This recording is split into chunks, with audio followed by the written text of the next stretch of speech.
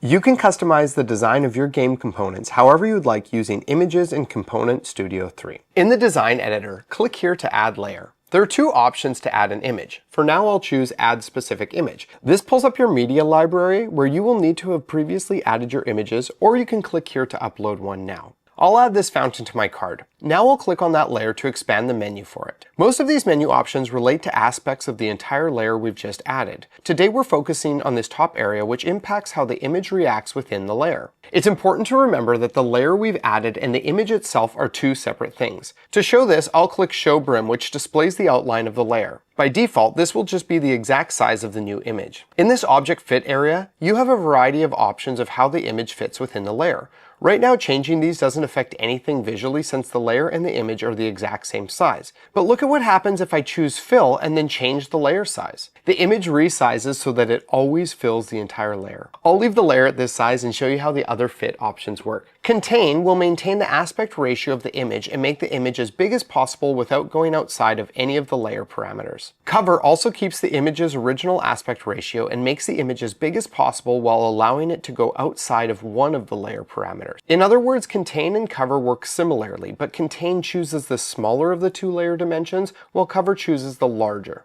We've already seen Fill. This makes the image fill the entire layer and will stretch the image to do so. None keeps the image the exact same size as it originally was, regardless of what the layer does. Lastly, Scale Down keeps the image the same size if the layer expands, but shrinks if the layer gets smaller. The aspect ratio always stays the same.